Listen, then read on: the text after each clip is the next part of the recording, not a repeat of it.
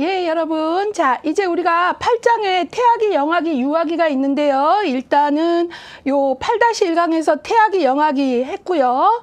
예, 이번에는 8-2강이죠. 예, 여기에서는 걸음마기 학년정기 해갖고요. 3절에 걸음마기를 하도록 하겠습니다. 여러분들 갖고 계신 교재 235쪽입니다. 자, 이제 걸음마기는요. 이제 어떤 특성들이 있는지 요거부터 먼저 보도록 하겠습니다. 이제 우리가 걸음마기하고 요 다음에 4절에서 배울 그 학년 정기 요때까지 이제 보통 아이들이 이제 3세, 6세 요때를 이제 지금부터 할 거예요. 그 중에서도 이제 요 부분에서는 3, 4세 정도의 아이라고 생각하시면 될 것 같고요. 걸음마기고요. 예. 자, 걸음마기는요. 어떤 특징이 있냐면 꾸준히 신체 발달이 이루어지고 그랬어요. 여기서 이 꾸준히라는 말이 부사잖아요. 근데 중요해요. 왜냐하면 영아기는 성장 폭등기였잖아요. 그쵸? 예, 근데 지금 여기는 꾸준히라는 거죠. 3, 4세, 요때는. 그러니까 폭등기는 아니라는 의미가 중요한 거죠. 그래서 요 시기는 꾸준히, 폭등기가 아니다. 꾸준히, 점진적으로 그 표현을 꼭 잡으셔야 됩니다. 예, 꾸준히 신체 발달이 이루어지고 인지적 성장과 언어 발달이 빠르게. 그러니까 신체 발달은 점진적으로 꾸준인데 요 시기에는 바로 3, 4세 걸음마기에는 어떤 게 빠른 속도로 되냐? 바로 인지적 성장과 언어 발달입니다. 그 부분 중요합니다. 예, 그래서 이제 아이들이 3, 4세 정도 되면 언어 발달이 진짜 놀라운 변화들을 보이죠. 자, 그 다음에 이제 제가 모든 시기는 학자들하고 연결하는 게 중요하다 그랬는데요. 이때 프로이트는 학문기입니다. 예, 대소변의 배출과 보유를 통해서 현실 거래를 하고 쾌감을 느끼는 그런 시기고요. 에릭슨은 발달해서 이제 그 자율성 대 수치심의 단계입니다. 예, 그래서 우리가 자율성을 획득하면 긍정적 자아 특질로 의지력을 갖게 되고 이게 부정적 자아 특질로 가게 되면 이제 수치심과 회의 쪽으로 가게 되면 이제 강박적인 행동이 나타난다 이런 얘기를 했고요. 프로이트에서도 학문기에 이제 고착된 성격 중에 학문 강박적 성격 이런 거 있었잖아요. 그런 거 같이 연결해 보시면 연결이 좀 되실 것 같고요. 그 다음에 이제 삐아제 같은 경우는 전조잡기를요 3세에서 한 6세까지 나눌 때 제가 전기와 후기로 나눈다 그랬잖아요. 그러니까 여기는 3, 4세니까 전조잡기의 전기에 해당하는 거죠. 예, 그래서 걸음마기하고 요 다음에 학년 정기는 결국은 삐아제의 전조잡기를 얘기할 건데 삐아제의 전조잡기가 걸음마기는 3, 4세니까 전조잡기 전기가 된다라는 거예요. 그걸 좀 기억을 해주세요. 그래서 이때 유아는 자기중심적이다 그랬고요. 아주 중요한 게 이제 그 아이들이 도식이 발달하는데 내적 표상, 그러니까 정신적으로 그려내기 시작한다 해서 표상에 대한 얘기를 제가 감각운동기의 맨 마지막 하위 6단계에서 얘기했었잖아요. 머릿속으로 그려내는 능력. 이게 이제 내적인 표상으로, 이제 도식이 내적인 표상으로 바뀌는 시기로 사물을 상징적으로 조작할 수 있고, 그래서 모방, 상징놀이, 언어 기술의 획득이 가능해진다. 그래서 감각운동기 맨 마지막에 통찰기에 그런 어떤 그 정신적으로 그려내는 그런 능력들이 이제 요 시기에 와서 언어 발달에 지대한 영향을 미치게 되는 거죠. 독립보행이 가능해져서 말 그대로 이제 걸음마기이고요. 이제 세상의 반경이 커지는 거니까 지적 호기심이 대단히 왕성하게 올라오고요. 예. 이제 키우는 입장에서는 이제 눕고 기던 아이가 이제 그 걷기 시작하면서 쓸어내리기 시작하니까 엄마들은 조금 힘든 때이기는 하지만 또 물리적으로는 힘들지만 그만큼 또 아이가 언어가 발달하고 인지가 발달하면서 대단히 큰 기쁨을 주는 시기이기도 합니다. 자, 부모로부터 사회화 교육을 받고 이를 바탕으로 향후 사회적 행동의 기준이 되는 가치관을 학습하게 된다 그랬고요. 이전 시기에 이제 우리가 영아기에 그 신뢰 대 불신 이런 것들이 있다 그랬는데요. 요것들이 이제 그 하나의 밑거름으로 작용을 하면서 점성 원리에서도 배웠듯이 신뢰를 획득하느냐 불신이냐 이것들이 기반이 돼서 다음 단계에 영향을 준다 그랬잖아요. 예, 그런 것들도 같이 기억을 조금 해주셨으면 좋겠습니다. 있습니다. 걸음마기와 관련해서요, 236쪽으로 가면 이제 발달, 우리가 이제 발달을 보는 순서가 신체적 발달부터 봤었잖아요. 예, 그래서 이제 아까도 말씀드렸지만 영아기는 성장 폭등기였잖아요. 제1회. 예, 근데 여기는 신체적 성장은 조금 그 폭등기는 아니고 감소하지만 꾸준히 점진적으로 이런 말이에요. 그래서 성장한다라는 거고요. 이제 아이들이 점차 이제 우리가 배웠듯이 1장에서 발달의 방향이 상부에서 하부로 이렇게 되잖아요. 그래서 신체 하부로 발달이 확산되고요. 3세 정도 되면 아이들이 이제 걷는 것들이 더 정교화되면서 이제 달리기, 뛰기, 그래서 이런 것들이 더 발달을 하게 되고요. 맨 끝에 문장을 보시면 아이들이 달리고 뛰고 막 이런 어떤 것들은 우리가 이제 대근육이라 그래요. 그런데 이제 눈과 손이 협응을 해서 하는 어떤 것들, 만든다거나 협응을 해서 뭐 단추를 끼운다거나 이런 어떤 것들은 소근육 운동이거든요. 예, 그래서 애들 보면 블럭 쌓기도요, 소근육이 발달하면 처음에는 큼직큼직한 블럭을 하다가 나중에는 레고 같은 작은 블럭도 하고 그러잖아요. 그런 식으로 달리기나 기기, 던지기 이런 거 하는 대근육 발달뿐만 아니라 소근육 운동, 블럭 쌓기, 그다음에 이때 되면은 손가락 끼워서 젓가락질 배우는 거 나오잖아요. 젓가락 잡기, 뭐 만들기 이런 소근육, 눈과 손이 협응을 해서 뭔가를 조작하고 만들어내는 능력도 발달하게 됩니다.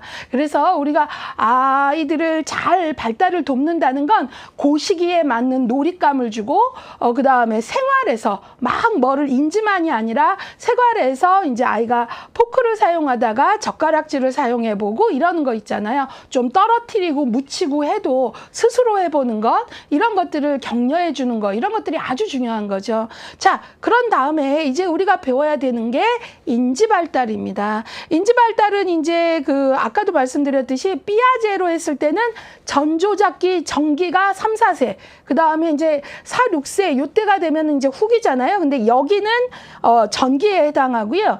그 다음에 이제 뭐 거기 밑에 보시면 대상을 상징화하고 이를 내면화하는 과정에서 아주 성숙한 개념을 발달시키지는 못하지만 이제 아이들이 이러면서 언어 발달은 하죠. 걸음마기에 이제 아주 중요한 것들이 상징적 사고, 자기중심적 사고, 물활론적 사고, 인공론적 사고, 전환적 추론 이런 전개념적 사고 특징을 보이고, 이 시기에 모방, 또 상징놀이, 언어기술 이런 어떤 것들, 바로 또 사물을 조작하는 표상기술을 익힌다 그랬어요. 자, 이것들을 이제 인지발달 워낙 중요하니까 인지발달 특성을 보는데, 제가 앞서서도 말씀드렸지만 인지발달은 계속 이렇게 표로 그 전 단계와 그 다음 단계를 연결고리를 갖고 설명을 하겠습니다 그랬잖아요. 예, 그래서 지금 걸음마기는 보통 이제 뭐 만으로 2에서 4세, 뭐 3, 4세 이렇게 얘기하는데요. 이때는 이전에 영악이 감각운동기, 감각으로 세상을 인식하던 그거하고 이제 좀 달라지고요. 특히 아까 영악기의 그 하위 감각운동기의 하위 6단계 제일 마지막에 통찰기였었잖아요. 예, 그때 이제 상징적 표상 아주 중요하다 그랬잖아요. 이게 언어 발달의 밑거름인데, 이게 이제 요 시기로 와서 상징적 사고와 가상놀이 이런 것들이 이제 더 잘 되고 언어 발달에 하나의 밑거름이 됩니다. 그리고 이제 이때 걸음마기의 가상놀이라는 거는 이제 요 시기의 놀이의 특징인데요. 이따 좀 더 자세히 설명해 드릴게요. 그 다음에 자기중심적 사고, 물활론적 사고, 인공론적 사고, 전환적 추론, 이제 하나씩 보도록 할게요. 이게 걸음마기의 무슨 특성이죠? 인지적 특성입니다. 예, 그런 다음에 이제 걸음마기하고 상년전기는 둘 다 우리가 전조잡기 삐아제에, 근데 말씀드렸듯이 걸음마기는 전조잡기 전기이고 학년전기는 전조잡기 후기. 그래서 보통 뭐 걸음마기를 만 2세에서 4세, 뭐 보통 3, 4세, 학년전기를 4, 6세 이렇게 나눈다고 했고요. 이제 학년전기인 전조잡기 후기로 가면 요것들이 어떻게 달라지나 이런 것들을 같이 이야기해 보도록 할 거고요. 일단 지금은 걸음마기에 초점을 맞추도록 하겠습니다. 자, 그래서 요 걸음마기의 특징들을 이렇게 볼 건데, 조금 아까 그 동일한 내용인데요. 그 특징들을 조금 이미지 자료와 같이 보도록 하겠습니다. 상징적 사고와 가상놀이 그랬어요. 여기 보면 아이가 목에 보자기 하나 둘러줬더니 슈퍼맨 되고 배트맨 되고 뭐 다 되는 거죠. 예, 그래서 여러분들 교재 236쪽 여러 형태의 상징으로 표현될 수 있는 상징적 사고는 감각운동기 말기에 시작되지만 제가 감각운동기 맨 끝에 통찰기 얘기했죠. 언어를 습득하고 상상력이 풍부해지는 전조작기의 주를 이룬다. 예, 그래서 이제 그 감각운동기 말기의 통찰기의 그런 이미지를 안으로 만들 수 있는 내적 표상 이런 능력이 이제 이때 와서 언어가 발달하고 상상력이 풍부해지는 하나의 밑거름이다 그랬고요. 상징적 사고가 가능해짐으로써 아이들은 가상놀이를 즐기게 된다 그랬어요. 자, 그럼 가상놀이가 뭔가 237쪽 보겠습니다. 가상놀이는 가상적인 사물이나 상황을 실제 사물이나 상황으로 상징화하는 놀이를 말한다. 긴 막대기 같은 게 있으면 빠방빠방 그렇게 이제 총이다구도 하고 이런 것들이죠. 예, 그래서 걸음마기 초기에는 부모 행동을 모방하거나 친숙한 사물을 상징화하여 단순한 놀이를 하지만 이제부터 텔레비전을 보고 또 책을 보고 이야기들을 상징화해서 놀이를 확대한다 그랬어요. 그래서 이제 아이들이 놀이가 다 똑같은 게 아니에요. 이때는 상징 놀이였다가 이제 또 다음 단계에 가면 집단 놀이, 또 그 다음 단계에 가면은 협력을 하고 규칙을 지킬 수 있는 팀 놀이 이런 식으로 바뀌거든요. 제 놀이에 대해서는 나중에 또 설명하겠지만 일단 이건 잡으셔야 되죠. 걸음마기에는 어떤 놀이? 상징 놀이다, 가상 놀이다. 꼭 기억을 해주시고요. 자기중심적 사고입니다. 여러분들 요 시기에 애들이 얼마나 귀여우냐면요. 자기중심적 사고이기 때문에요. 술래잡기 할 때 자기가 어딘가 책상 밑에 숨던가 이렇게 했을 때 자기가 자기 얼굴을 이렇게 가리고 머리만 숨기고 나면 엉덩이가 훤히 보이는데도 찾으면 화냅니다. 어떻게 내가 안 보이게 숨었는데 나를 찾을 수 있나? 자기중심적 사고죠. 내가 머리를 여기 책상 밑에 넣었으니 어떻게 날 찾겠어 했는데 찾으면 화가 나는 거죠. 그런 자기중심적 사고를 보입니다. 그래서 자신과 타인을 구별한 능력은 생기지만 뭐가 안 되냐면은 타인의 입장에서 나는 내 머리를 가렸기 때문에 이렇게 생각하지 타인의 입장에서 내 엉덩이가 보일 거란 생각은 못하죠. 예, 그래서 이를 자기중심적 사고라고 한다 그랬습니다. 자기중심적 사고 때문에 다른 사람의 입장에서 사물을 볼 수 없는데 이때 우리가 이거는 이기적인 거하고는 다른 거죠. 정말 지극히 아이다운 모습입니다. 예, 그러고 이제 이런 것들은 이제 또래와의 상호작용을 이제 하면서 아이들이 점차 어때요? 아, 세상이 내 자기중심성만 갖고는 살아갈 수 없는 곳이구나. 이런 것들을 알게 되면서 아이들이 그런 것들이 점차 이제 극복됩니다. 자, 그 다음에요. 물활론적 사고가 있는데요. 물활론적 사고는 뭐냐면 무생물이 감정, 의도, 동기, 생각과 같이 살아있는 생명적 특성을 가진다고 사고하는 것을 의미합니다. 예, 그래서 이제 물활론적 사고, 구름이 와서 햇님을 가리자 햇님이 화가 났다. 뭐 이런 얘기도 하고요. 예, 물활론적 사고는 무생물에도 생명이 있다고 생각하고 나같이 느낀다라고 생각을 한다라는 거죠. 그런 것들을 좀 기억을 해주시고요. 인공론적 사고는 이제 물활론하고는 조금 다른데요. 세상의 모든 사물이나 자연현상은 대개 사람 중심이어서 사람이 필요해서 목적에 맞도록 쓰려고 만들었다라고 생각을 합니다. 그래서 그 인공론적 사고에서는 사람들이 집이 필요해 집을 짓듯이 해와 달도 우리를 비추게 하기 위해서 사람들이 하늘에 만들어 두었다라는 식으로 생각을 하게 되는 거예요. 예, 그리고 또 하늘이 파란 것은 누군가 파란 물감은 하늘에 발랐기 때문이라고 생각하고 이런 거죠. 지극히 이제 아이다운 모습이고 상당히 귀엽고 또 상상력도 커지고 그러는 거죠. 예, 되게 크고 그런 시기입니다. 자, 그 다음에 이제 전환적 추론이라는 게 이 걸음마기, 전조작기 전기의 사고 특성인데요. 최근에도 기출이 이 개념에 대해서 나왔었습니다. 전환적 추론, 정개념적 사고 단계의 유아는 귀납적 추론이나 연역적 추론을 하지 못하고, 귀납적, 연역적 추론 여러분들이 조사론에서 많이 배우셨을 거예요. 전환적 추론, 이제 비약적으로 사고를 한다라는 거예요. 논리적이지 못하고. 전환적 추론이란 특정 사건으로부터 다른 특정 사건을 추론하는 것이다. 두 가지 사건이 시간적으로 근접하게 발생하여 할 때 두 사건이 사실은 아무런 관계도 없는데 근접하게 발생하면 관계가 인과성이 있다 없다라고 생각을 하는 거죠. 자신이 동생을 미워하기 때문에 동생이 아프게 되었다. 뭐 동생이 아플 때 뭐 밤에 열나고 아픈데 뭐 초저녁에 동생을 자기가 밀었다라거나 뭐 그러면 아 내가 그래서 그렇구나 뭐 이런 어떤 생각들을 하게 되는 거죠. 자, 그래서 여러분들이 이 전조잡기의 전기에 해당하는 걸음마기의 사고 특성 요것들을 묶어주셔야 되겠습니다. 그래서 이제 이런 사고 특성들을 물어본단 말이죠. 어느 시기에 볼 수 있는 사고 특성만 바르게 묶은 것은 이런 것들 나온단 말이에요. 이 시기에 사고 특성 물어봤는데 보존 개념의 확립 그러면 정말 틀린 거잖아요. 그런 것들을 알아차릴 수 있어야 된다라는 걸 강조하고 가겠습니다. 시험 문제에서 그런 것들을 참 좋아합니다. 자, 언어 발달로 넘어가도록 할게요. 238쪽에 보면 2세 이전에는 언어와 사고가 별개로 존재하는데 이제 추상 능력이 조금씩 발달하죠. 여기서의 추상 능력이라는 것은 나중에 인지 발달의 그 청소년기의 형식적 조작기 정도의 추상 능력을 말하는 수준은 아니지만 애들이 이제 그런 능력이 발달하면서 언어 기술의 획득이 가능해지고 언어 발달에서 어휘력 증가를 위해 주로 뭐에 의존한다? 모방에 의존한다. 예, 그래서 이때 애들 노래 들려주면 거의 다 이 끊임없이 모방하는 그런 것들이죠. 뭐 삐약 병아리 뭐 음매 송아지 이런 것들 다 어때요?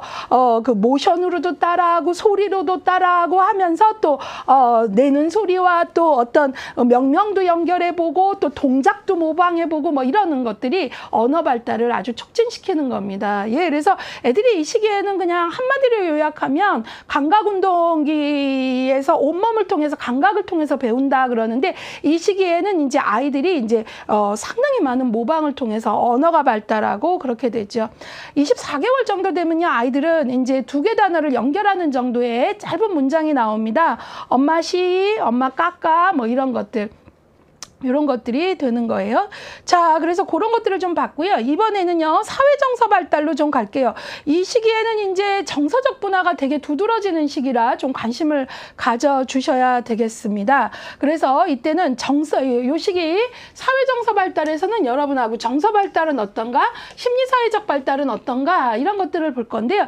일단 정서 발달에서는 정서 분화가 두드러집니다. 그리고 정서 규제 능력이 발달한다라는 게 큰 특성이에요. 예. 그래서 정서가 이제 아이들이 태어났을 때도 쾌, 불쾌의 감정은 있잖아요. 예. 근데 이것들이 이제 아주 두드러지게 분화가 이루어지는 거죠. 인간의 정서라는 건 상당히 복잡하잖아요. 그렇죠? 예. 그래서 그런 것들이 분화가 이루어지고요. 그다음에 정서 표현을 통제하는 능력. 그것이 곧 뭐냐면 정서 규제 능력이 발달한다는 건데 자신의 부정적 감정을 덜 표현하거나 숨기기도 한다. 이거 뭐 놀라운 거 아닙니까? 예, 아이들이요. 3, 4세만 돼도요.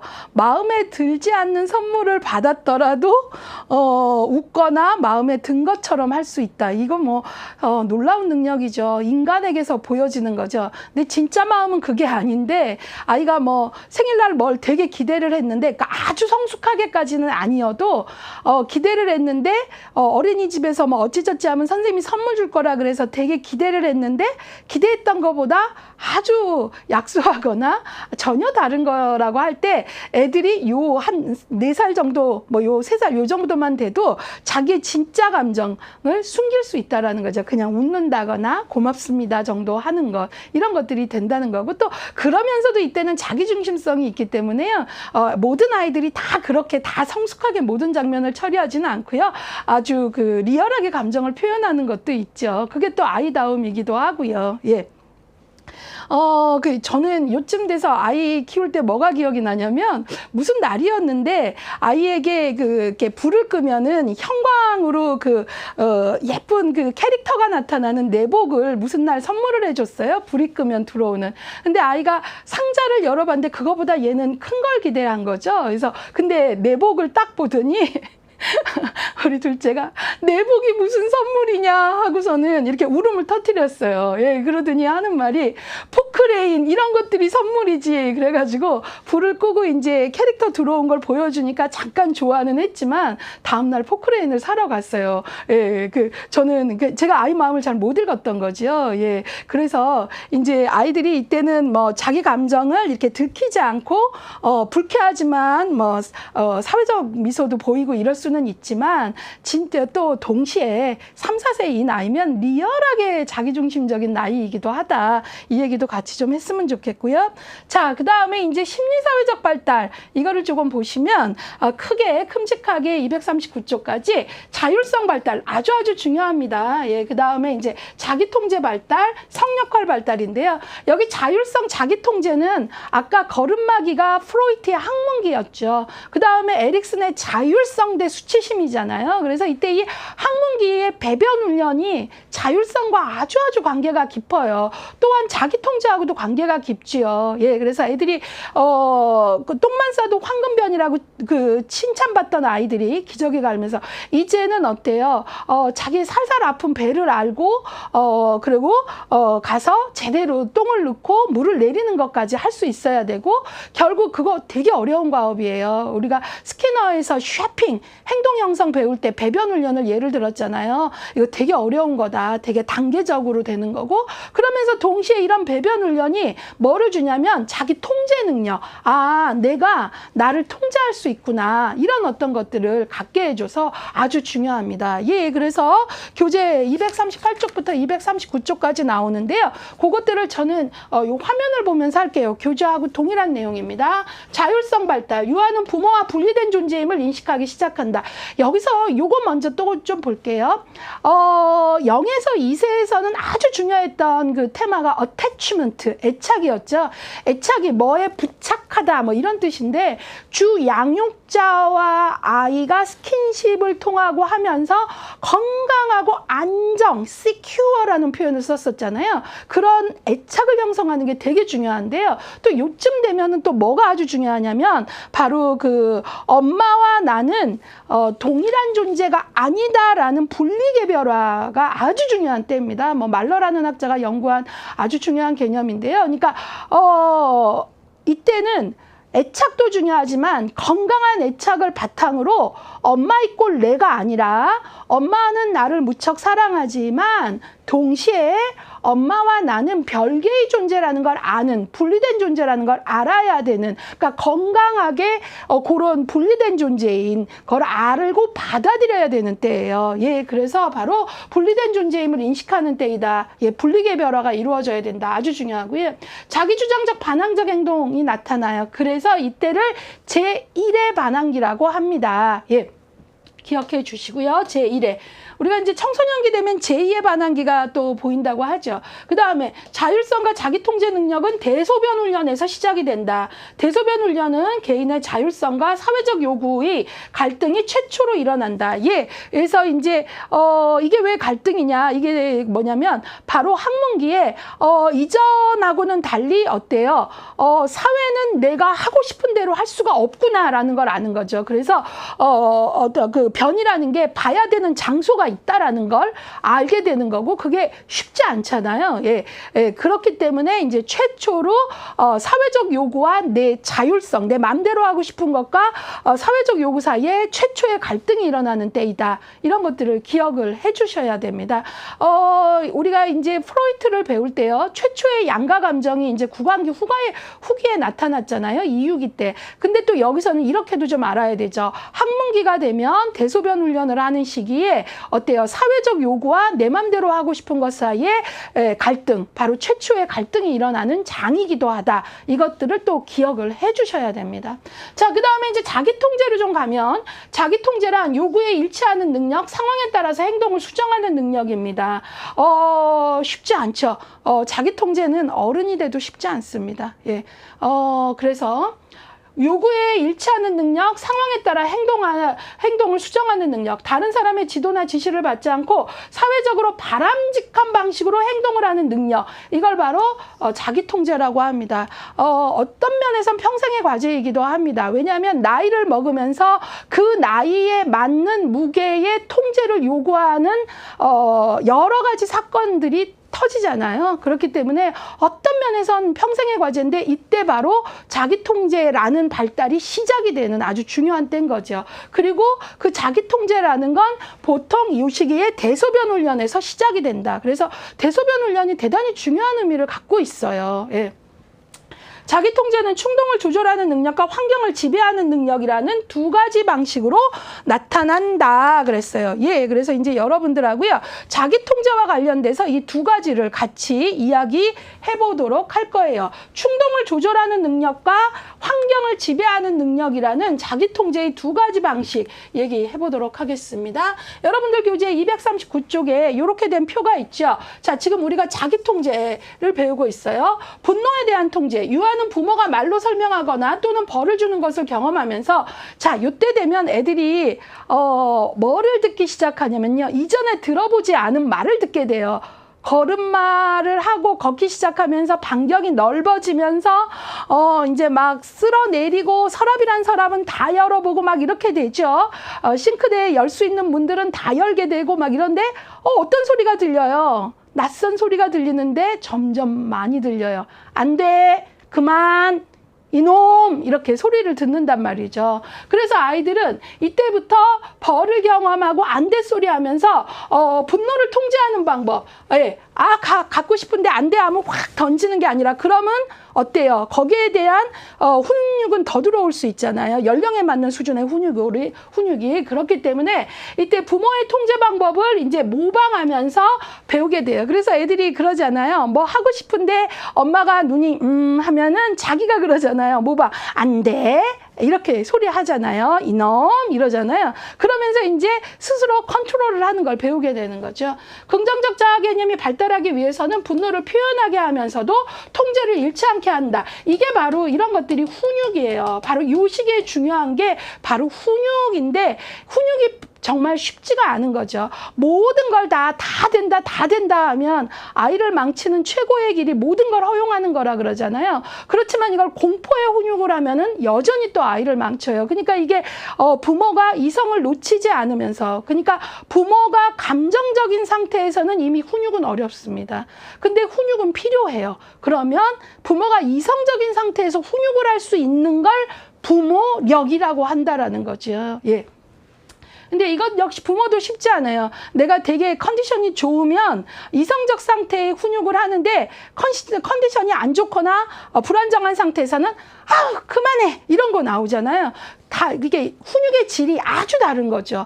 그만해는 똑같다 하더라도 아주 질이 다른 겁니다. 예, 그렇기 때문에 이때 이제 그런 것들이 아주 중요해요. 그래서 영아기에 습득한 아주 0에서 2세에서 우리가 최초로 그 위기 개념에서 습득한 신뢰감과 인지적 능력은 충동을 조절할 수 있게 해준다. 그렇기 때문에 이때 이 전 단계에서 탄탄한 신뢰를 가진 아이일수록 충동의 통제, 와, 이 엄마가 그렇게 일관되게 나를 이뻐만 하던 엄마가 안 될 소리를 해도 이때 아이가 건강하게 다음 단계로 넘어가는 거죠. 그래서 이제 뭐 분리개별화에서 이제 어떤 얘기들을 하냐면, 요 시기에 100% 엄마는 굿 머더 가 될 수는 없다. 엄마가 나의 성장을 위해서는 안 돼 소리를 하는 아이 입장에서 배드 머더일 수도 있다. 그래서 이전 단계의 신뢰가 탄탄한 아이는 세상의 모든 존재는 이때 뭘 깨닫냐면, 엄마가 100% 굿이 아니고 내가 앞으로 만날 세상의 모든 사람들은 100% 굿인 사람은 없구나. 모든 사람 안에는 굿도 있고 배드도 있구나. 이런 식으로 하면서 분리개별화가 건강하게 되는데, 이때 100% 굿인 엄마가 왜 나한테 이러는 거야, 이런 식으로 하게 되면 이제 어려워지고, 그 자기 통제력은 더 어렵다라는 게 이제 좀 더 깊은 연구에서 분리개별화에서 설명하는 내용들입니다. 그래서 이제 이전 단계가 아주 중요하다는 거고, 훈육이 이런 문장 다 훈육에 대한 얘기예요. 바로 통제를 잃지 않도록 가르쳐야 된다. 분노는 어떻게 하면서 표현하면서. 그러니까 왜냐하면 감정은 우리의 판단이나 심판의 대상이 아니에요. 화날 수 있어요. 누가 화났구나 하면서 그 다음에 뭐죠? 근데 화를 표현하는 사회적으로 용인될 수 있는 건강한 방법을 알려줘야 되는 거지, 감정조차 못 갖도록 하는 거는 잘못된 훈육이거든요. 그렇기 때문에 훈육이 되게 어려운 개념이고요. 결국은 이제 부모가 부모력을 갖는 게 되게 중요한 과제가 되는 겁니다. 자, 그 다음에 그 밑에 보시면 환경에 대한 통제. 환경에 대한 통제는 유아가 자신과 관련 있는 일상생활과 활동을 결정하는데 참여하려고 노력하면서 비롯된다. 부모가 자꾸 이때 하지 마 이런 식으로 하면 아이는 좌절을 하게 되죠. 이때가 바로 에릭슨으로 하면은 뭐예요? 자율성 대 수치심이거든요. 이때는 애들이 내가 할 거야 소리 엄청 많이 한다 그랬죠. 내가 그런데 그때마다 하지 마 그러니까 저 쓸어서 하면 또 내가 치워야 되고 막 이렇게 해서 하면 아이는 좌절하고 수치심을 느끼게 되는 거죠. 예, 그래서 허용해 주면서도 도움을 주면서도 그러니까 아이가 환경 통제를 긍정적으로 경험하는 게 중요해요. 그러니까 예컨대 어떤 놀이를 하기를 원한다면 무조건 안 돼가 아니라 어떻게 바운더리 그러니까 딱 영역을 하면서 여기서 충분히 놀아. 그러니까 얘가 산지사만 갖고 다녀서 놀아서 엄마가 너무 지칠 것 같으면 그 영역을 딱 정해주고 여기서 재밌게 놀아라는 거. 그러니까 허용되는 범주를 알려주는 거 역시 뭐죠? 사회화거든요. 예, 그렇기 때문에 그런 것들이 너무나 중요하고요. 애들이 3, 4세만 돼도요, 이제 자신이 입을 옷을 선택하려고 그러고요, 먹을 것을 선택하려고 그러거든요. 예, 그래서 이럴 때 이제 아이들이 선택이 허용되는 부분들은 받아들여 주셔야 돼요. 엄마가 입히고 싶은 옷만 입히고 이러시면 안 되거든요. 근데 이제 아이가 뭐 겨울에 여름 옷을 입고 나가려고 한다거나 이런 것들은 어때요? 아이하고 계절에 대한 이야기 뭐 이런 것들을 하면서 조절을 해야 되죠. 예, 그래서 그런 것들 안에서 이제 우리는 끊임없이 아이가 환경과의 관계에서의 통제력을 갖게끔 해줘야 됩니다. 자, 그래서 이 시기에 바로 자기 통제의 두 유형을 보았습니다. 예, 제일 좋은 공부는요, 만약에 요즘에 아이를 키우시는 분은 뭐 너무 생활이기 때문에 이제 더 귀에 들어오실 것 같고요. 그 다음에 이제 주변에서 나이가 좀 있으신 분들은 손주를 조금 보실 때에도 조금 그런 시각에서 다시 한번 보시고요. 예, 그 다음에 이제 또 우리 청년들이라면 또 앞으로 내가 자녀를 키운다면 이런 마음에서 좀 한번 보시고 하면 좋을 것 같아요. 자, 그래서 요거를 봤고요. 그 다음에 요 시기에 아주 또 하나 중요한 게 바로 뭐냐면 성역할 발달입니다. 자, 지금 걸음마기가 만 2세, 4세, 그러니까 3, 4세다라고 보시면 되는데요. 성역할이 발달을 합니다. 생물학적인 의미를 넘어서 사회화 과정에서 습득되는 것. 성 역할은. 예, 그래서 여기에서는 이제 남자야, 난 남자야, 너는 여자야, 뭐 이것도 중요하지만 동시에 이제 생물학적인 의미를 넘어서 사회화 과정, 예, 그 사회에서 기대되는 남녀의 생활 및 행동 양식 규범을 의미해요. 근데 성 역할을 사회적 기대라는 거에서도 건강한 수준, 너무나 여자답게 남자답게, 예컨대 어떤 남자아이는 핑크가 너무 예뻐요. 존중해 줘야 됩니다. 예, 그래서 남자가 무슨 핑크야, 너무 그러지 말고요. 예, 그래서 우리가 여자는 핑크, 이불부터 죄다, 그리고 남자는 다 파랑, 그러기보다는 어때요? 노랑도 경험해보고, 초록도 경험해보고, 여자아이가 파랑도 경험해보고, 사실은 그런 게 좋은데요. 그럼에도 불구하고 사회적으로 기대되는 아주 기본적인 규범들은 좀 알려줘라, 그거예요. 그 다음에 이제 성 정체감 형성에서부터 시작해서 성 역할 고정관념과 유형화된 성적 행동 방식이 이제 발달시켜 나가게 됩니다. 예, 그래서 거기 한 걸음 더를 좀 보시면 요게 이제 그 동일한 내용을 표로만 만들어 드렸어요. 예. 요 내용을 좀 기억을 하셔야 돼요. 왜냐하면 요 개념이 이제 청년기에 가면 성적 사회화라는 용어를 쓰거든요. 예, 그때 이제 요런 것들과 연결해서 설명을 할 거예요. 예, 그래서 지금은 성역할 발달과 관련된 개념으로 성정체감, 성역할 고정관념, 성항상성, 성안정성. 지금 이제 3, 4세 아이들이 성정체감을 성역할 발달에는 성정체감이라는 게 있는데 자신이 남자 혹은 여자라는 사실을 아는 거예요. 예. 그래서 이제 범주화하는 거죠. 나는 남자야, 나는 여자야, 이런 것들. 그 다음에 성 역할 고정관념은 남자와 여자의 역할에 대한 사회적 규범입니다. 예, 이제 이게 너무 그 사회적 규범을 너무 고정화하지는 말아라 했고요. 그 다음에 성항상성, 성은 한 번 결정되면 고정되어 변하지 않는다라는 거죠. 5세 이후에 7세 사이에 이제 형성이 됩니다. 예, 그 다음에 성안정성, 남아는 자라서 남자 어른이 되고 여아는 자라서 여자 어른이 된다는 사실을 인식하는 것, 요런 거고요. 예, 그래서 이제 요런 아주 기본적인 것, 그리고 요런 것들을 이제 요때 성 역할을 발달시킨다라는 거고요. 그 정도 조금 알고 가셔야 될 것 같고요. 예. 요것도 시험 문제에서 요 시기에 걸음마기 성역할 발달 잘 나옵니다. 자, 이제 그러면 걸음마기 사회복지 실천에 대해서 조금 같이 이야기해 보도록 할게요. 이때 부모의 양육 태도, 아까도 얘기했지만 양육, 훈육 너무너무 중요할 때고요. 자폐 스펙트럼 장애, 보통 요 시기에 아이들이 3, 4세 때에 많이 언어도 발달하고 사회성과 관련된 요소들이 중요하기 때문에 언어 발달이라는 건 곧 관계성과 연결되기 때문에 자폐 스펙트럼 장애를 보이는 아이들이 조금 자연스럽게 우리 아이가 뭔가 이상해, 노는 방법도 좀 특이하고 이러면서 좀 발견이 됩니다. 그다음에 이제 전염병 관리 이런 것들인데요. 빠르게 보겠습니다. 이 시기의 중요한 발달 과업은 자율성을 확립하고, 아까도 제가 되게 강조했죠. 자기주장적인 독립성을 확립하며 공격적인 충동을 억제하고 그것을 조절할 수 있는 능력을 획득하는 것이다. 그래서 성인이 되었을 때 이런 충동 조절 안 되고 하는 것들은 어느 날 갑자기 생기는 게 절대 아닙니다. 뭐 특별한 사고로 뇌에 뭐 전전두엽의 기능에 문제가 생긴다거나 이런 경우 아니고는 이때부터죠. 예, 고집이 세고 부정적이어서 자기 마음대로 되지 않으면 공격적인 행동을 보이는 이 시기에 바로 제1에 반한 게 얘기했죠. 부모는 어때요? 일관된 태도로 허용되는 것과 허용되지 않는 것을 분명히 함으로써 아동들이 자신이 할 수 있는 것과 할 수 없는 것을 배우게 하여 중요한 자기 통제가 이루어지도록 해야 된다. 이전 강의에서 제가 결국 이제 많이 부모 교육 가면 많이 물어보는 게 좋은 부모가 누구냐, 어떻게 하는 거냐, 뭐 훈육, 양육의 핵심 키워드가 뭐냐 하는데요. 결국 부모력을 딱 한마디로 요약한다면 일관성과 따뜻함이다라고 저는 보거든요. 그래서 이때 일관된 태도로 허용되는 것과 허용되지 않는 것을 아이들에게 가리키는 거 아주 중요한 거죠. 예, 그래서 이것들을 분명히 해야 되고, 그러면서도 따뜻한 부모의 면모도 같이 갖고 가야 된다라는 거죠. 예, 그래서 부모의 양육 태도와 자녀의 올바른 관계 형성을 위한 프로그램. 그래서 보통 기관들에서 이제 뭐 복지관의 가족 기능 강화 쪽에서 부모 교육들 많이 하거든요. 예. 그런 것들 좀 보시고요. 예, 그래서 거기 부모 역할 훈련 프로그램이나 훈육 프로그램 이런 것들이 대단히 중요하다. 그렇게 얘기를 했어요. 예, 그거 좀 보시고요. 일관성이라는 게 결국은 허용되는 것과 아닌 것을 구분하는 거다. 이런 걸 좀 기억해 주시고요.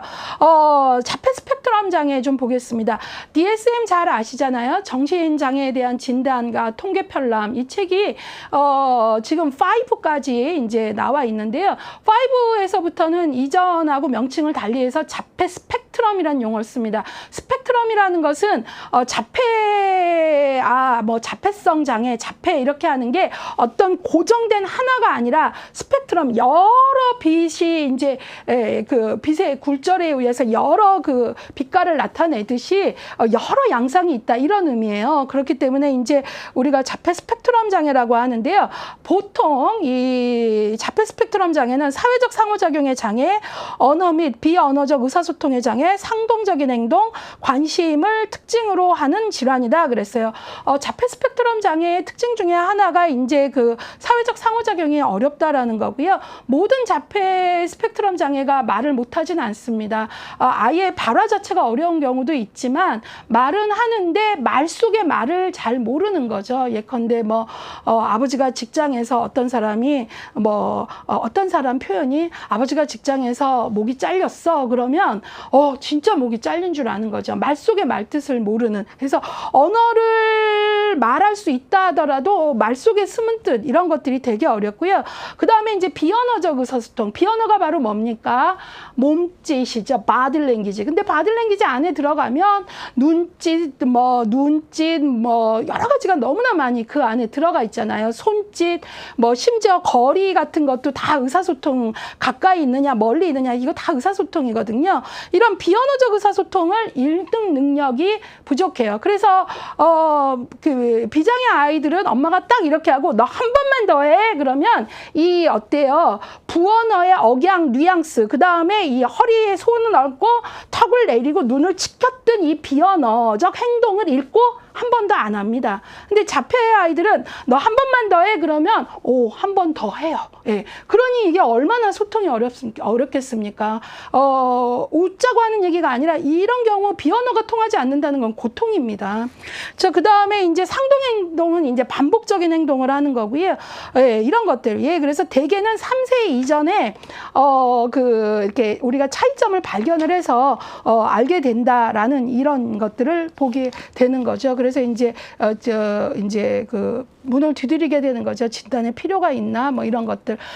그 노는 방법 같은 것들이 되게 조금 다르게 느껴집니다. 예컨대 일반 아동들은 제가 이제 장애아동의 집에 한 7년을 근무했었는데 일반 아동들은 블럭을 주면은 이제 쭉 연결을 하면서 이건 기차야 하고 칙칙폭폭 간다거나 이렇게 위로 쏴면서 아주 높은 건물이에요. 포크레인이 와서 꽝 부닥쳤어요. 이런 식으로 놀거든요. 근데 이제 그 자폐 스펙트럼 장애 아이들은요, 노는 방법이 좀 독특해요. 같은 색깔로 쫙 높이 싸갖고 너무 높아서 무너지는 순간에 이렇게 좋아한다거나 이 노는 방법에서 이렇게 좀 다른 면모들을 보입니다. 그러니까 엄마들은 이제 아이들을 매일 보니까 그런 데에서 그다음에 이제 냄새를 모든 물건에 냄새를 맡는다거나 그다음에 살림이 계절이 바뀌어서 선풍기를 넣어놓으려 그러면 이전에 절대 그 위치에서 못 바꾸게 한다라거나 이런 어떤 것들이 있는 거죠. 예, 그래서 그런 증거에서 이제 알게 된다 그랬고요. 거기 241쪽에 보시면 왜 자폐 스펙트럼으로 얘기를 했는지가 좀 나오죠. 즉 거기 보시면 각각의 문제 행동이 광범위한 수준에 걸친 복잡한 스펙트럼을 갖고 있다는 의미에서 스펙트럼 장애라고 한다. 자폐 스펙트럼 장애와 관련해 사회복지사는 정보 제공, 개입기관의 소개, 부모에 대한 정서적 원조, 부모가 갖는 우리 아이가 장애가 있다라는 진단이 나왔을 때 충격은 엄청나잖아요. 예. 그 다음에 지원에 대한 거, 그 다음에 어머니들의 자조 모임 이런 것들을 이제 우리가 해보는 것들이 중요하다 그런 거고요. 전염병 이 시기에 감염성 장애 수두, 디프테리아, 홍역, 볼거리, 백일해 등등. 그래서 예방 접종이 수첩 있잖아요. 예. 그래서 주사 맞고 도장 찍고 그러잖아요. 예. 그런 것들 있고요. 걸음마기 이제 사회복지 실천 받고 이번에는 학년 정기로 조금 넘어가도록 하겠습니다. 여기는 이제 말 그대로 4세에서 6세입니다. 그리고 삐아제로 하자면 전조잡기 후기에 해당하는 부분이죠. 학년 정기는 4세, 6세이고요. 예. 프로이트는 남근기에 해당을 하죠. 예. 그래서 이제 구강기 지나고 학문기 지나고 남근기, 그리고 이때 너무나 중요한 게 바로 남근기 프로이트 때 배웠는데 초기적 형태의 양심인 초자아가 발달한다 그랬고, 프로이드 때 좀 기억을 하신다면 제가 남근기에는 오이디푸스 컴플렉스를 예를 들었을 때 남아가 동성인 아버지를 미워하는 거죠. 왜? 이성인 어머니를 사랑하게 됨으로써 아버지를 경쟁자로 느끼고, 그런데 결국 남근기의 도덕성 발달은 어떻다 그랬어요? 남아라면 오이디푸스 컴플렉스를 설명할 때 동성부모의 동일시. 그러니까 결국 아버지를 미워하지만 아버지를 닮아감으로써 세상의 규범을 배운다 그랬잖아요. 예, 그래서 동성부모의 동일시를 통해서 도덕성과 관련된 슈퍼이거, 초자를 발달시킨다. 꼭 기억을 해주시길 바라고요. 그 문장이 그 밑에 나와 있어요. 그거 남아는 오이디푸스적 갈등을 해결하는 과정에서 도덕, 규범, 가치관, 성에 대한 관련된 행동을 배운다. 동성부모에 대한 동일시라는 걸 꼭 기억을 해주시길 바라고요. 에릭슨은 이때는 이제 이제 이때는 이전은 자율성이어서 내가 할 거야, 내가가 만들면 이때는 조금 어떤 욕구가 있다 그랬냐면 어떻게 하면 힘을 가질 수 있을까. 그래서 이때는 주도성 대 죄의식인데 주도성이 제가 뭐라고 했어요? 목적을 향해 가는 힘이라 그랬잖아요. 그래서 이때는 애들이 야 뭐뭐 하자 이런 얘기 잘합니다. 야 우리 뭐뭐 하고 놀자 자 이런 거 주도성 뭐뭐 하자 이런 것들. 그래서 주도성 대 죄의식 어떻게 하면 세상에서 나의 힘을 발휘할 수 있을까 이런 것들이 주된 위기과업이다라는 거죠. 삐아제는 이제 전조잡기 후기가 되면서 직관적 사고의 단계이면서 드디어 이제 전조잡기 후기부터 도덕성 발달이 이제 연결이 되는데 이때는 삐아제가 얘기한 도덕성은 크게 타율과 자율인데 타율적 도덕성, 결과 중심의 도덕성, 혼날까봐 무서워서 복종하는 도덕성이라고 말씀을 드렸고요. 그 다음에 콜버그는 이 시기를 3수준 중에 전인습에 해당한다고 봤죠. 예, 그런 거 좀 연결하고요. 수개념이 조금씩 이제 발달을 하게 되고요. 그 다음에 수와 종류는 알지만 상위 개념, 하위 개념 이런 거, 그러니까 이게 유목화라 그러잖아요. 삐아제 배울 때, 예, 생물, 동물, 식물, 뭐 식물의 꽃, 나무 이런 식의 유목화 이런 것들은 못하고 이제 수와 종류 정도 간단한 그 정도 한다라고 얘기했고요. 아이들은 이제 점점 유치원 뭐 이런 것들을 통해서 사회적 기술을 배우게 된다 이랬고요. 이때는 이제 놀이가 또 바뀝니다. 그래서 243쪽 가시면 이전 단계 3, 4세인 걸음마기에 가졌던 상상놀이보다는 좀 더 구조화되고 현실지향적인 집단놀이에 흥미를 갖게 됩니다. 예, 그래서 놀이의 형태가 바뀌는 것도 관심을 가져야 되겠습니다. 자, 지금까지 한 얘기와 이제 연결해서 이제 영역별로 보는 걸로 이제 넘어가도록 할게요. 우리가 첫 번째로 신체 발달을 봤는데요. 이 시기의 신체 발달은요, 성장 속도는 다소 둔화되지만 지속적으로 꾸준히, 그러니까 폭등기는 아니라는 거잖아요. 이때 역시 지속적으로 큽니다. 그거 조금 보시고요. 운동 기능이요. 이제 아이들이 그 대근육도 중요하지만 소근육 운동 기능이 점점 더 정교해지는데요. 4, 6세 이때 되면 아이들이 사각형과 삼각형을 그릴 수 있을 정도로 근육이 눈과 손의 협응, 소근육이 이제 정교해지고요. 공을 주고받을 수 있는 것. 그러니까 항상 우리 아이를 조금 잘 키우고 싶다 하면 그냥 그 시기에 맞는 놀이, 스케치북 피고 여러 그 색연필을 갖고 조금 그려보는 놀이, 또 그 집안에서라면은 밑에 집 어렵지 않게 공을 굴려서 주고받는 놀이 이런 것들, 또 나가서 공을 갖고 노는 거 이런 것들이 아이에게 맞는 그 시기에 맞는 발달에 최적화를 돕는 겁니다. 유치가 빠지고 보통 6개월 될 때까지 영구치가 나오지 않는다 좀 보시고요. 인지 발달 좀 보도록 하겠습니다. 자, 인지 발달은요, 이제 영악이 감각운동기에서 이제 전조잡기 왔다 그랬는데, 아까 걸음마기는 전조잡기 전기였고요. 전조잡기. 여기는 전조잡기 후기가 되는 거죠. 예, 그래서 이제 직관적 사고라는 단어가 나오고요. 그 다음에 이제 보존 개념은 아직 획득이 안 됐어요. 보존 개념이 획득이 되려면 요 다음 단계로 넘어가야 되잖아요. 예, 근데 이때는 보존 개념은 획득은 안 됐는데 우리가 이 시기에 무엇이 보존 개념 획득을 어렵게 하느냐. 왜냐하면 요 다음 단계인 구체적 조작기 가면 보존 개념이 생김으로써 아이들이 유목화도 하고 서열화도 하고 막 그러잖아요. 수를 다루는 능력도 좋아지고. 근데 이때는 보존 개념이 아직 없단 말이에요. 그쵸? 제가 뭐라 그랬어요? 얇고 높은 비커 하면은 높이에 꽂혀버려갖고 얘가 너무 많아요. 해서 외양이 바뀌어도 양은 바뀌지 않는다는 걸 모른다 그랬잖아요. 예, 이걸 어렵게 하는 게 뭐냐? 바로 이런 인지적 특성, 중심화, 직관적 사고, 비가역적 사고 때문이다. 이런 것들을 지금부터 보도록 하겠다. 그 얘기입니다. 예, 그래서 그것들을 조금 보도록 하겠습니다. 일단 요거부터 볼게요. 직관적 사고, 243쪽. 삐아제의 인지발달 중 전조잡기 후기 단계인 직관적 사고 단계에 해당하며 아동의 인지적 특성은 직관적 사고를 하는 것이다. 직관적 사고란 어떤 사물을 볼 때 대상이나 상태가 갖는 속성 중에서도 가장 두드러진 지각적 속성에 의해 판단되는 것이다.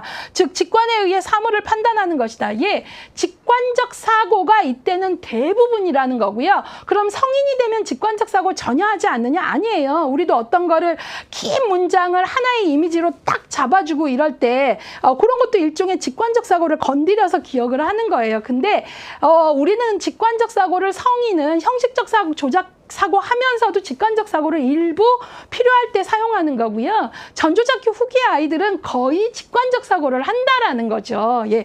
자, 그래서 두드러진 속성에 이제 꽂혀서 판단을 한다라는 거예요. 그걸 좀 기억을 해주시고요. 정신적 표상에 의한 사고는 가능하나 아직 개념적 조정 능력은 발달하지 않는다. 이런 거고요. 아이들의 판단이 직관에 의하기 때문에 전초와 부분과의 관계 같은 걸 정확하게 알기는 어렵죠. 244쪽으로 좀 가시면 직관적 사고를 하기 때문에 보존 개념이 형성되지 못하며, 그쵸? 우리가 이제 삐아제 때 이건 너무 많이 얘기했어요. 그래서 서열화 분류와 유목화를 할 수 없다. 좀 전에 설명했고요.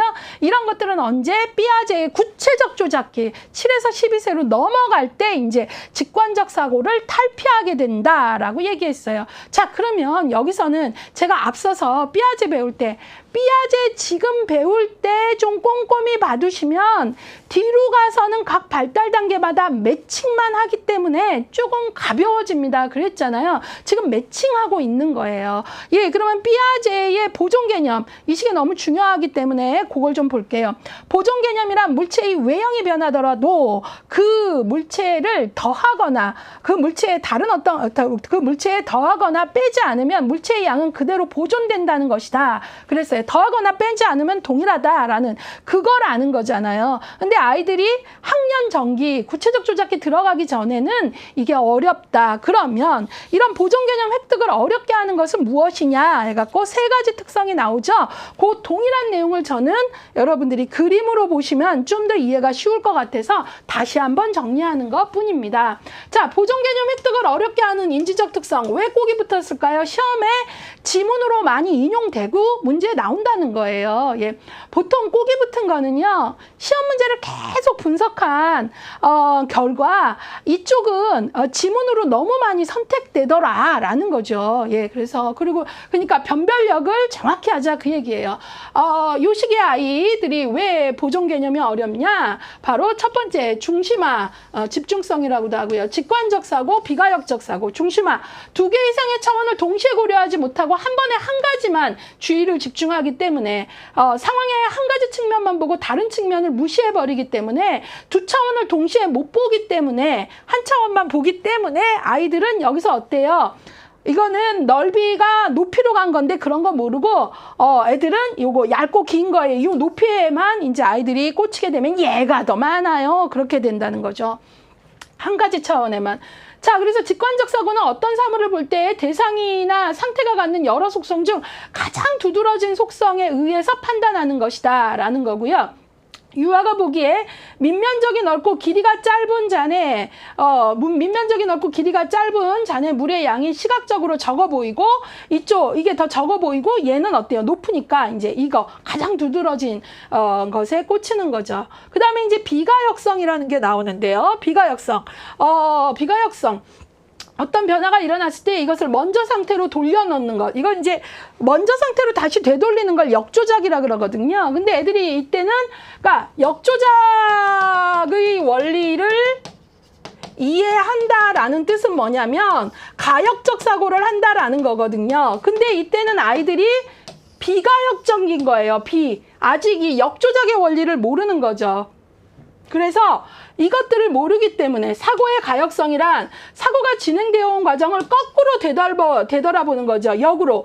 예, 그건데 이때는 그게 안 되기 때문에 아이들이 비가역적 사고를 하기 때문에 뭐를 못한다? 보존 개념을 획득하지 못한다. 물의 모양이 다른 컵에 옮겨갔다가 처음 컵에 도로 부었을 때 물의 양이 똑같다는 사실을 이렇게 역으로 조작해 보는 걸 가역성이라고 하는데 그런 원리를 모르기 때문에 라는 거죠. 예, 그래서 보존 개념을 어렵게 하는 인지적 특성 세 가지 보시고 특히 비가역적 사고, 가역적 사고 꼭 보시고요. 그러면 요 다음 단계에 구체적 조작기 가면은 비가역적 사고가 어떤 단어로 바뀌어 있을까요? 가역적 사고로 인지 특성이 바뀌어 있겠죠. 바로 이런 발달 단계별 인지 특성의 연속선상의 변별력을 요구하는 게 여러 회차에 걸쳐서 많이 나온다는 거죠. 예.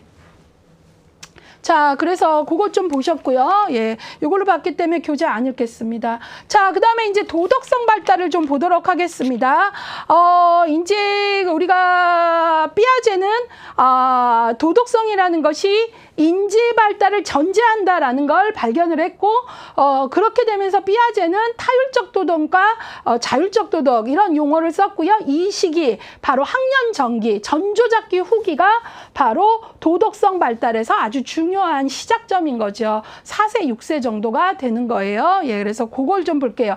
일반적 특성, 그 다음에 초자의 발달, 타율적 도덕성, 전인습. 타율적 도덕성 하니까 피아제 얘기인 거 알겠고, 전인습 나오니까 콜버그의 도덕성인 거 알겠고, 초자, 슈퍼이고 나오니까 이건 누구예요? 프로이트인 거 알겠죠. 예, 그리고 일반적 특성. 이때의 도덕성은 일반적으로 가족과 사회의 도덕적 규칙을 내면화하고 내면화된 규칙에 따라 행동한다. 예, 그래서 아이들이 이때 되면 유치원 뭐 이렇게 다니면서 애들이 배꼽 인사 너무 이쁘게 하죠. 근데 왜 어른이 되면 그게 또 어려워질까요? 예, 되게 좀 재미난 개념이죠. 예, 그래서 아이들이 이럴 때에는, 왜냐면 이제 그때는 칭찬이 즉각 어른이 인사한다고 칭찬해 주지는 않잖아요.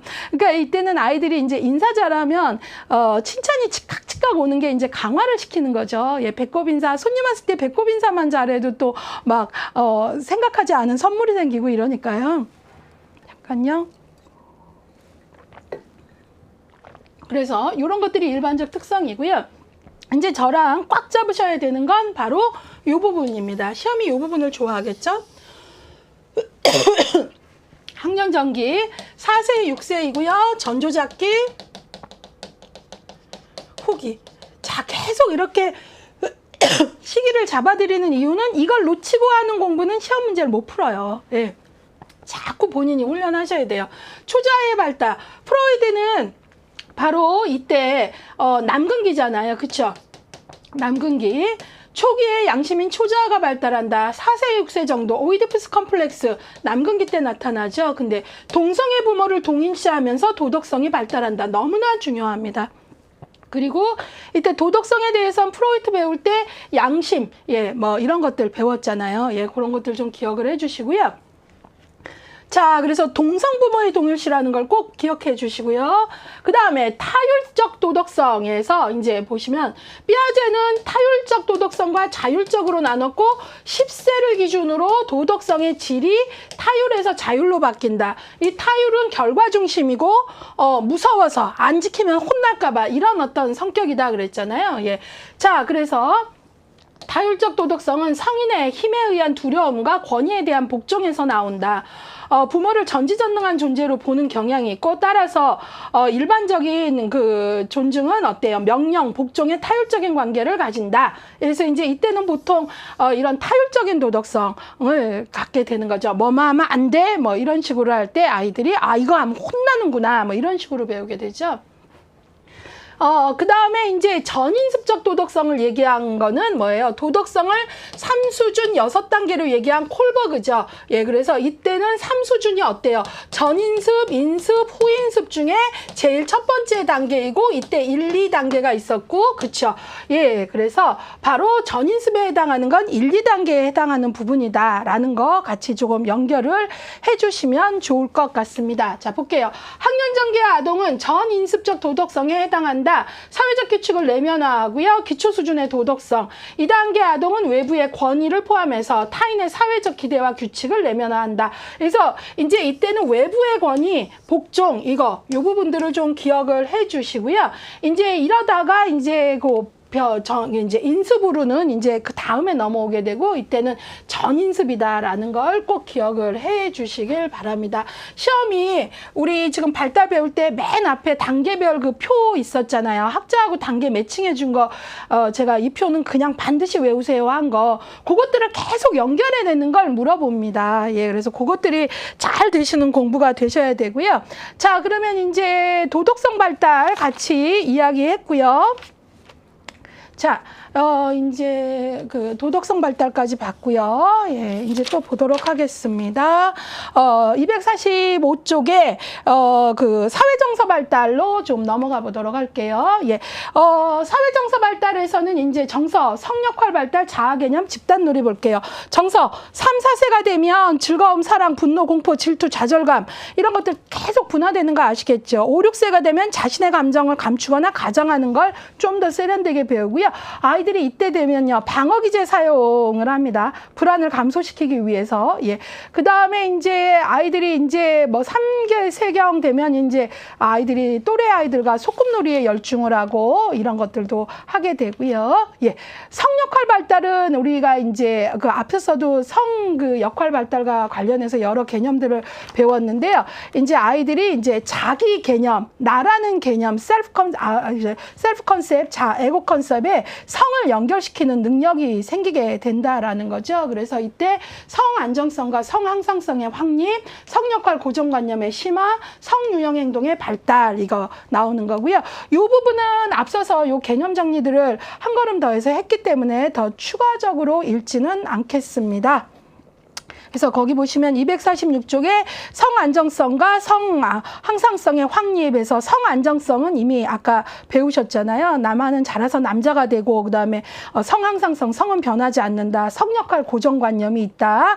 그런 것들을 배웠고요. 역할에 대한 기대. 그다음에 요거 247쪽으로 가서 요 문장만 한번 볼게요. 일반적으로 성 역할 고정관념은 걸음마기에 약하게 나타나나 학년 전기 5, 6세가 되면 가장 심하고 그다음에 초등학교 2학년부터 감소한다. 예, 그래서 애들이 어떤 시기가 되면 이제 뭐 그 어때요? 되게 그 가장 심한 그 시기가 되면 여아들끼리 놀려고 그러고 뭐 이런 어떤 것들이 좀 보이죠. 예, 그래서 그다음에 이제 성 유형화에 대한 이야기 나와 있고요. 자기 성에 적합한 행동을 하는 거죠. 그 정도만 볼게요.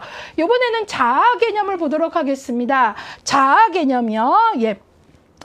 집단 놀이 과정을 통해 자기중심성은 완화되며 앞서서 이제 애들이 놀이를 발달시키고 같이 놀면서 이러면 저 친구들이 싫어하는구나 이런 거 배우면서 그쵸? 그러면서 자기중심성은 완화되고 개인이 특정 역할을 행동하면 타인은 개인의 행동에 따른 기대를 하게 된다는 것을 알게 된다. 즉 타인의 반응에 대해서 내가 이제 자기를 조절해가는 그런 힘들이 키우게 되는 거죠.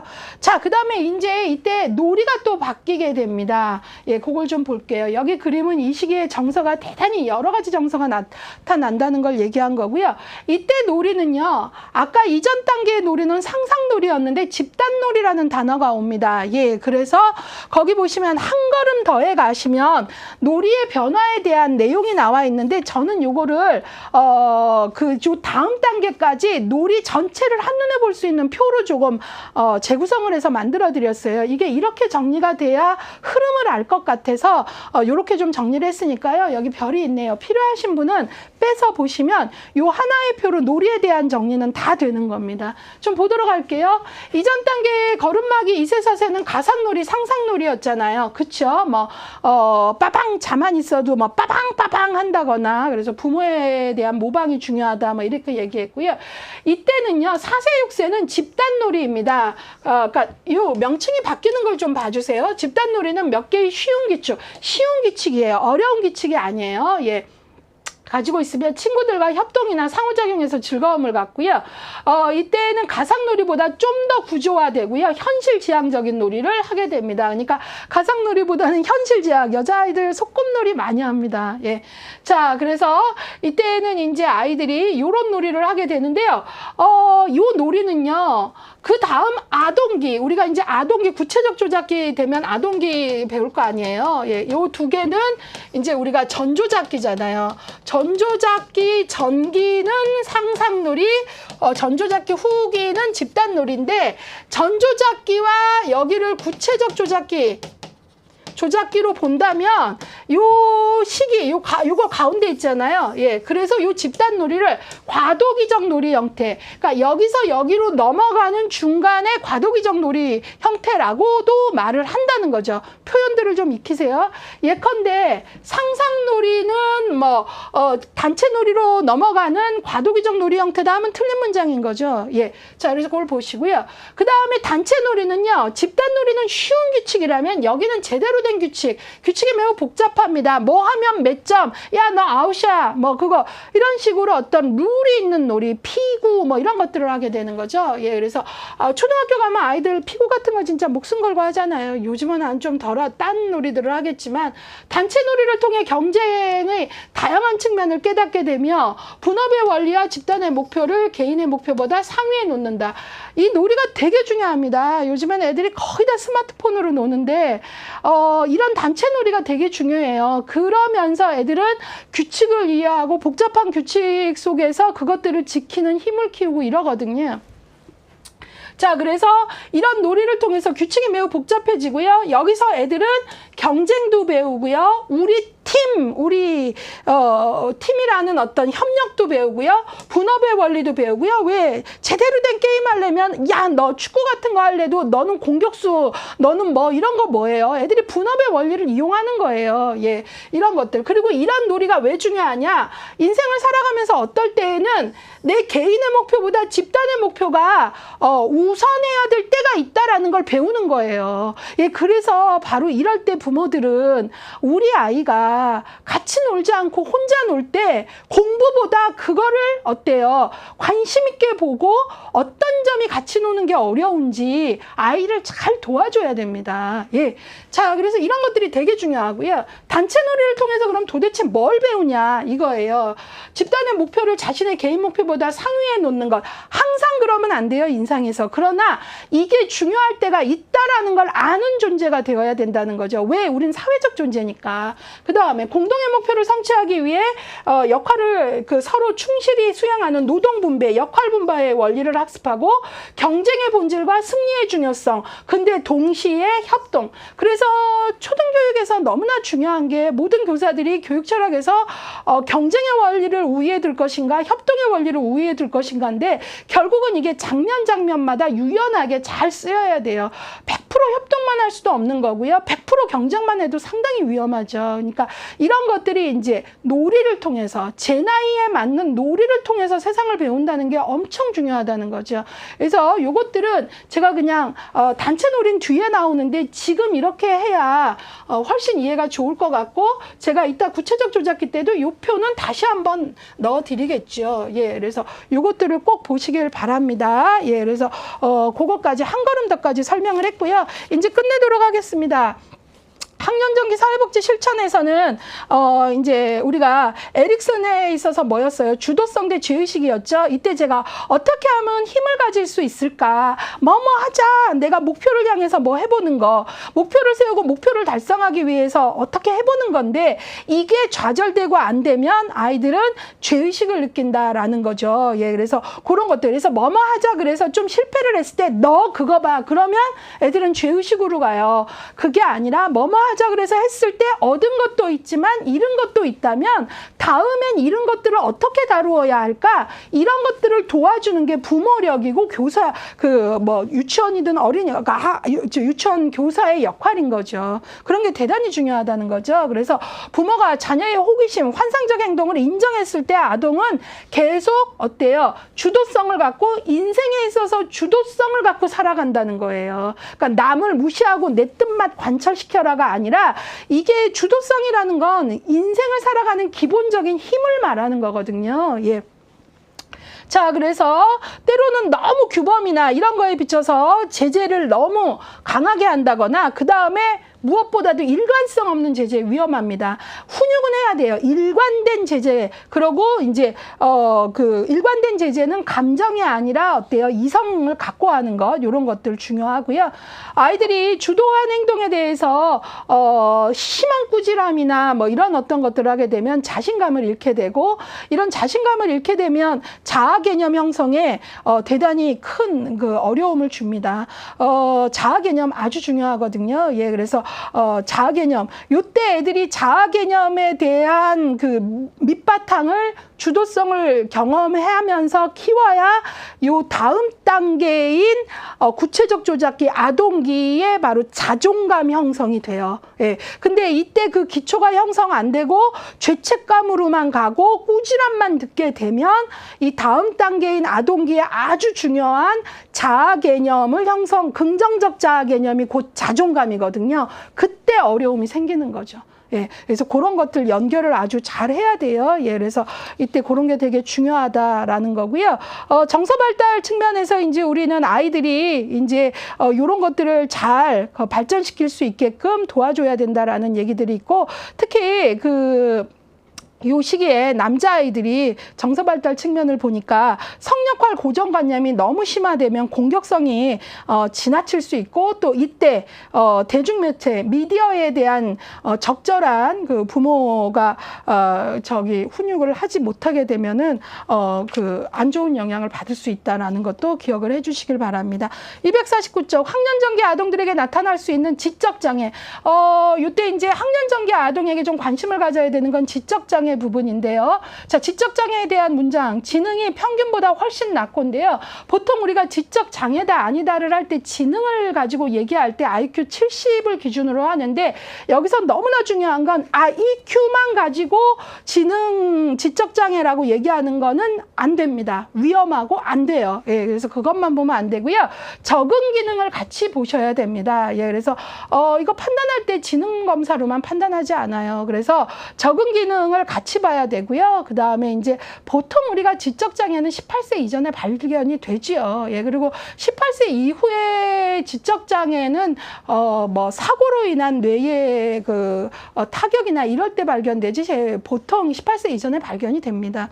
자, 인지기능, 인지장애가 있는 아동들은 어려움을 갖게 되죠. 예, 그래서 이 아이들이 발견이 되면 적절하게 인지교육, 조기교육을 받을 수 있도록 우리가 현장에서 교육기관하고 연결하는 중개자 역할, 이런 것들이 아주 중요하고, 그런 경우에 부모들의 심리적 충격을 완화할 수 있게 도와주는 것, 이런 것들이 현장에서 프로그래머 해볼 수 있는 거죠. 자, 그래서 이제 여러분들하고요, 이런 것들을 같이 배웠고, 아까 이거 잠깐 놓쳤는데, 놀이를 그림으로 한번 넣어드린 거예요. 가상놀이, 예, 곰인형을, 이건 우리 애기야, 뭐 이런 거. 집단놀이는 이제 아주 기본적인 규칙 정도, 그 다음에 단체놀이, 피고, 요 그림 조금 늦게 해서 죄송하고요. 전체적인 사회복지 실천은 지금 성격 발달, 정서, 인지 발달 측면으로 우리가 같이 정리를 해보았습니다. 예, 이렇게 해서 조금 태아기, 영아기, 유아기가 워낙 기출이 발달 단계에선 제일 많고 내용이 많아서 두 강으로 나눠서 했고요. 요 다음 강에서 이제 아동기 들어가도록 하겠습니다.